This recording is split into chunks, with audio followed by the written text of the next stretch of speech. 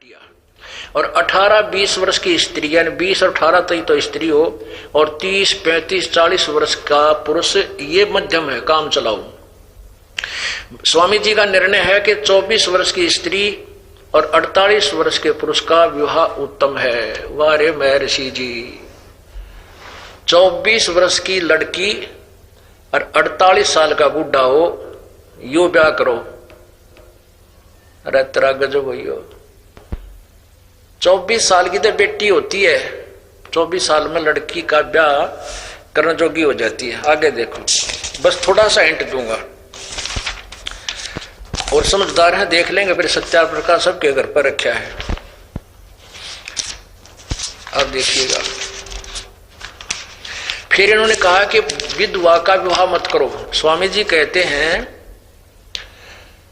इस चतुर्थ समलास में कि यदि कोई लड़की विधवा हो जाती है, उसका पुनर्विवाह मत करो। तो वो क्या करे, वो किसी के पास जाकर पशु की तरह नियोग कर ले। ये देखो, इसने किसी ने पूछा है कि पुनर्विवाह में क्या दोष है। इन्होंने बताया कि स्त्री पुरुष में प्रेम न्यून हो जाता है जो दोबारा ब्याह कर दिया था। इसमें काफी कुछ बताया है। आखिर में ये भी बताया है, चौथा नियम त्रुटि बताई है कि पति वर्त और स्त्री वर्त धर्म नष्ट होना। पुनर्विवाह कर दिया लड़की का तो उसका पति वर्त धर्म नष्ट हो जाएगा। जो विधवा का दोबारा ब्याह कर दिया, और यदि आदमी ने कर लिया तो उसका स्त्री वर्त धर्म नष्ट हो जाएगा होना, ये हानि है।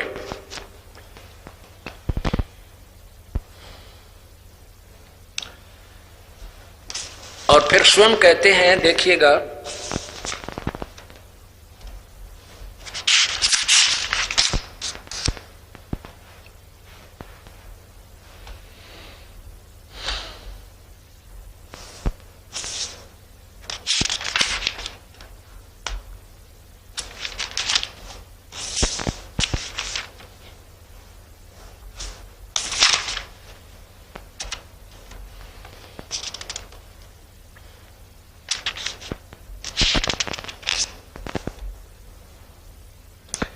अब 101 पृष्ठ पर इन्होंने लिखा है नियोग क्या क्या कहते हैं। 101 पृष्ठ पर लिखा है, ये चौथा समलास। इसमें लिखा है कि जैसे इस मंत्र में 11वें पुरुष तक स्त्री नियोग कर सकती है, और वैसे पुरुष भी 11वीं स्त्री तक नियोग कर सकता है। अरे वाह, एक बात क्या कहते हैं स्वामी जी कि यदि विधवा का लड़की का दोबारा ब्याह कर दिया, उसका पति भरता धर्म नष्ट हो जाएगा। वो क्या करे, किसी और पुरुष के पास जावे, विधवा जो जिसकी पत्नी मर गई उसके पास, और पशु की तरह गर्भ धारण करे, और फिर एकली बालका न पाला। इसमें पूरा विवरण दे रखा है। समय का अभाव इसलिए डिटेल नहीं बताई जा पा रही। इसमें जो अकेली बालक पाले, और फिर वो इस लड़का व्यक्ति है जिसकी पत्नी मर गई, वो भी दूसरा ब्याह नहीं करे, किसी विधवा के पास जावे और उससे अपने बच्चे पैदा कर ले, और वो लड़की अकेली 3 वर्ष पाल कर वो बालक उसने दे। यो सुधार देखो।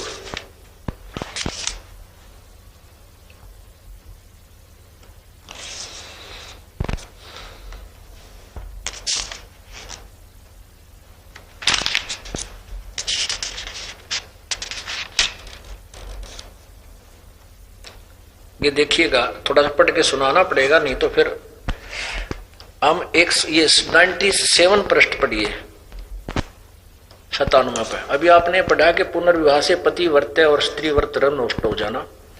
यहां आ जाते हैं, पुनर्विवाह और नियोग में क्या भेद है।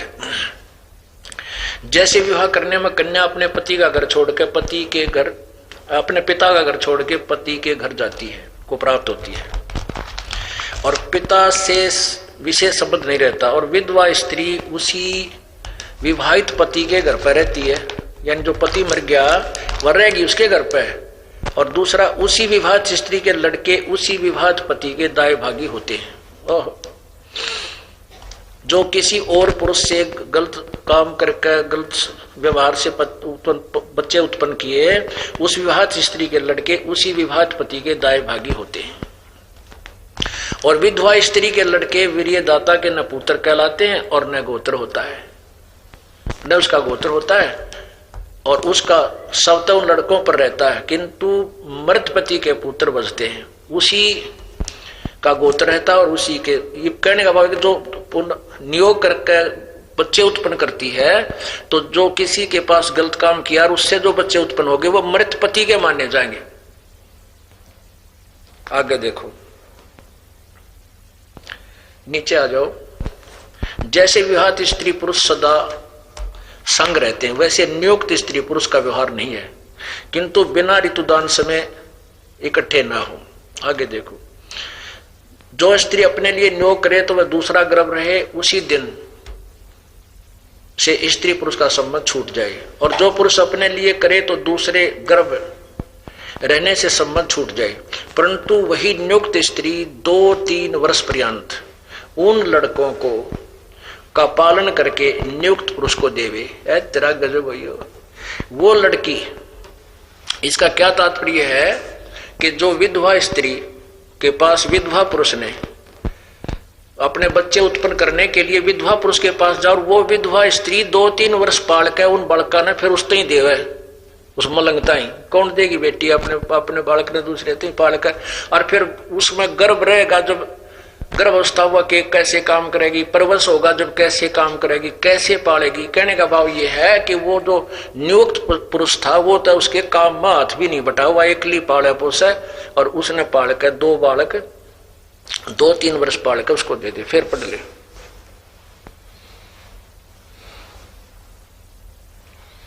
जो स्त्री अपने लिए नियोग करे तो तब दूसरा गर्भ रहे, उसी दिन से स्त्री पुरुष का संबंध छूट जाए। जो पुरुष अपने लिए करे तो दूसरे गर्भ बाद रहने से संबंध छूट जाए, परंतु वही नियुक्त स्त्री 2-3 वर्ष पर्यंत उन लड़कों को का पालन करके नियुक्त पुरुष को देवे अकेली।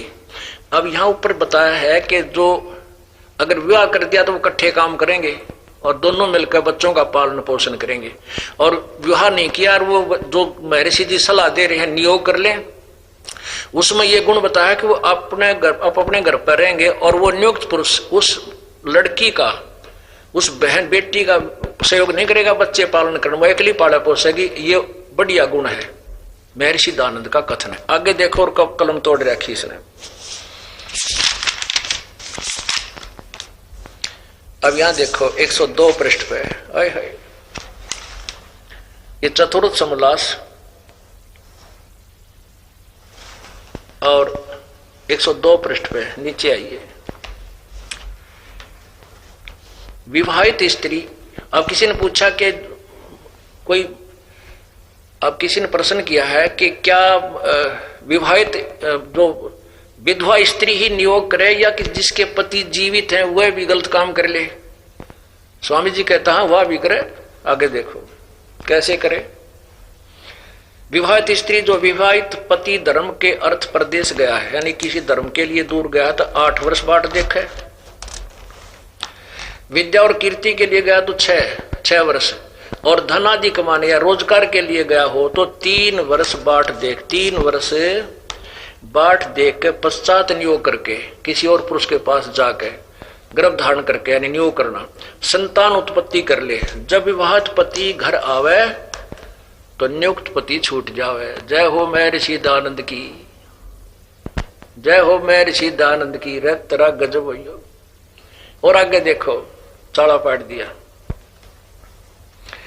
वैसे ही जो पुरुष, अब थोड़ा मौखिक बताएगा दास,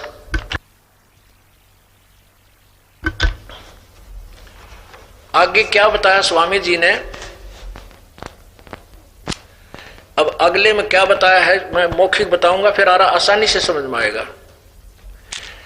इसमें बताया है कि किसी का पति दुख दे, मार पीटे धमका दे, वह उसने तुरंत किसी और पुरुष के पास जाके और गर्भ धारण करवा के उसकी छाती पर है वहीं पर, और वो बच्चे पैदा करे, और वो बच्चे उस पति के होंगे जिसका ब्याह रखी है।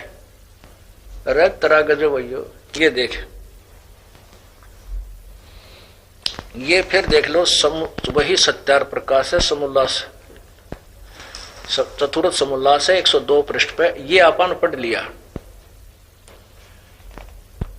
3 वर्ष तक बाट देख के पश्चात नियोग करके संतान। अब यहां आ गए हम। जो पुरुष अत्यंत दुखदायक हो तो तुरंत छोड़कर दूसरे से नियोग से संतान उत्पत्ति करके उसी विवाहित पति के दाएं भागी माने उसकी छाती पे उसके हकदार संतान पैदा कर ले हुए। ऊपर क्या लिखा कि जो स्त्री अप्रिय बोलने वाली हो, जो कड़वा बोलती हो,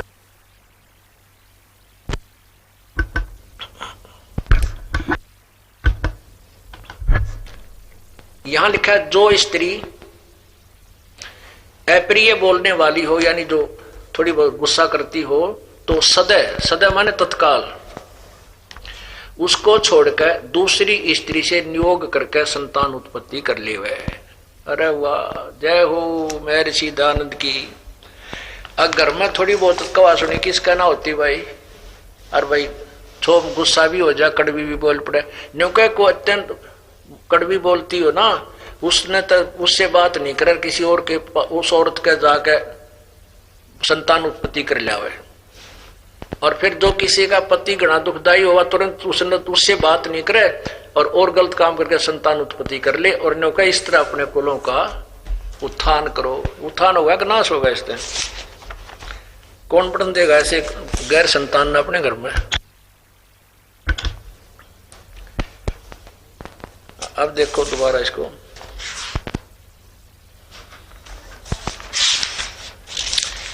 अब ये कारण क्या है?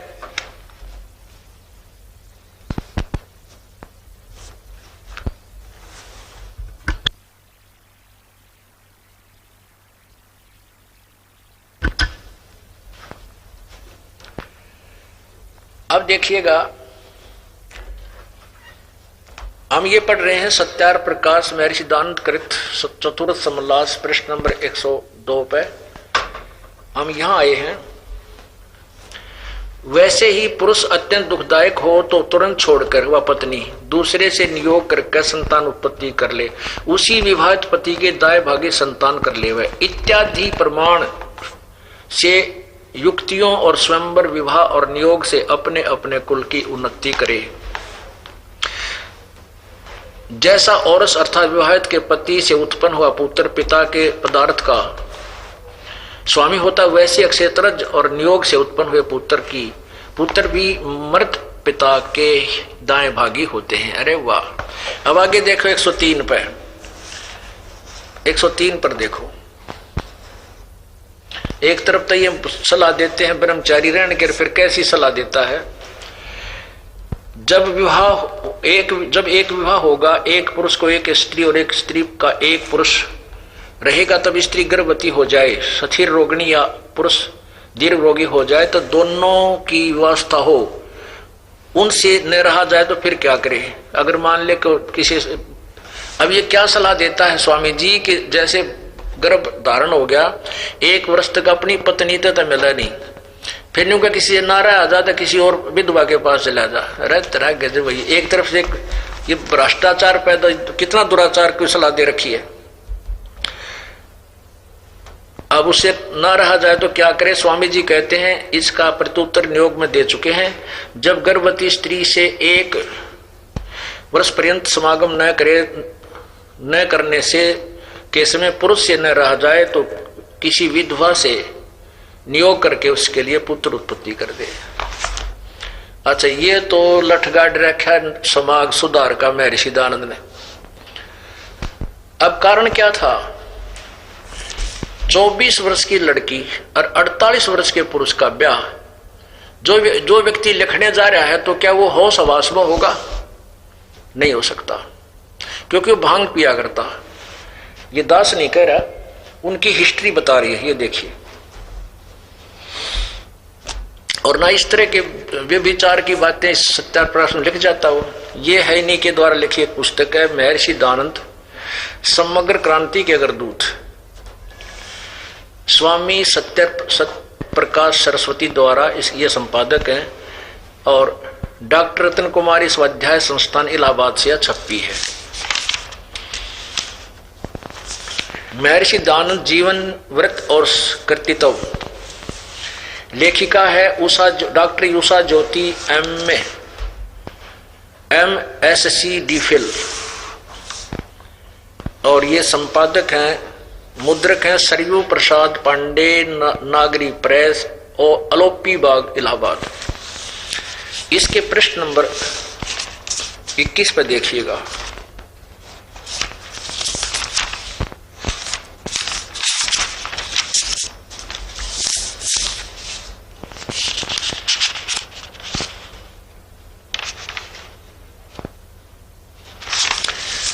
यहां से शुरू करना पड़ेगा 20 से।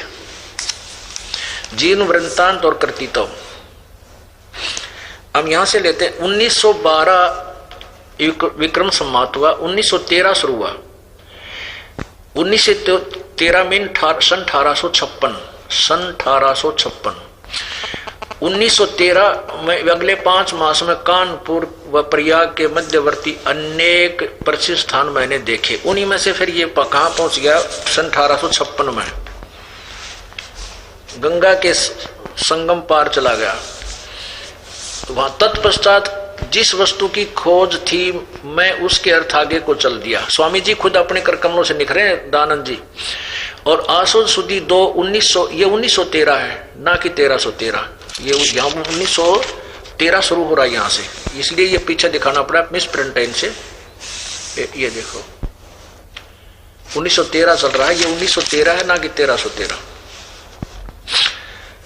13 को दुर्गा कुंड के मंदिर पर जो चंडालगढ़ में है पहुंचा, वहां 10 दिन व्यतीत किए।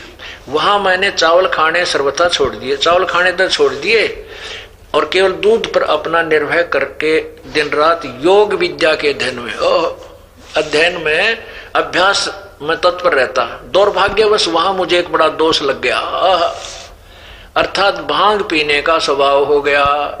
सो कई बार उसके प्रभाव से मैं सर्वथा बेशुद्ध हो जाया करता था। अरे तेरा गजब भैया, न्यो के चावल तक खाने छोड़ दिए हैं और दूध पीकर न्यो का योग अभ्यास करा करता, और न्यो के भांग पीने लग गया और उसमें बेहोश हो जाता। अब भगवान की भक्ति का बेहोश होने का मेल कौन सा दोनों? तो इससे सिद्ध है कि सन 1856 में ये भांग पिया करते और भांग के नशे में ही इन्होंने सत्यार प्रकाश लिखा। नहीं तो पुण्यात्माओं, सत्यार प्रकाश के 8वें समोल्लास में लिखा है कि सूर्य पर, चंद्रमा पर और सभी नक्षत्रों पर पृथ्वी की तरह बाग बगीचे हैं, इसी तरह मनुष्य रहते हैं सूर्य पर, और इसी तरह वहां वेदों को पढ़ा जाता है। अरे सूर्य तो टाल देता, कम से कम देखो पढ़ के। ये वही सत्यार प्रकाश, ये वही सत्यार प्रकाश है, महर्षि दयानंद सरस्वती कृत, और ये रोहतक से छपा है और इसके प्रकाशक है वैदिक गीति मंडल, दयानंद मठ दीनानगर पंजाब, और छपा रोहतक से है। आचार्य प्रिंटिंग प्रेस, दयानंद मठ गुहाना मार्ग रोहतक से। अब इसके समोल्लास नंबर 8 में प्रश्न नंबर 197 पे ये देखिएगा, समोल्लास नंबर 8 और प्रश्न नंबर 197 197 यहां से किसी ने प्रश्न किया कि सूर्य, चंद्र, तारे ये क्या वस्तु हैं और इनमें मनुष्य आदि सृष्टि है या नहीं? इन सूर्य, चंद्रमा पर, तारा पर आदमी है या नहीं? महर्षि जी कहते हैं ये सब भूगोल लोक, और इनमें मनुष्य आदि प्रजा भी रहती है, सूरज पर आदमी भी रहते हैं। आगे देखो, क्लियर किया है।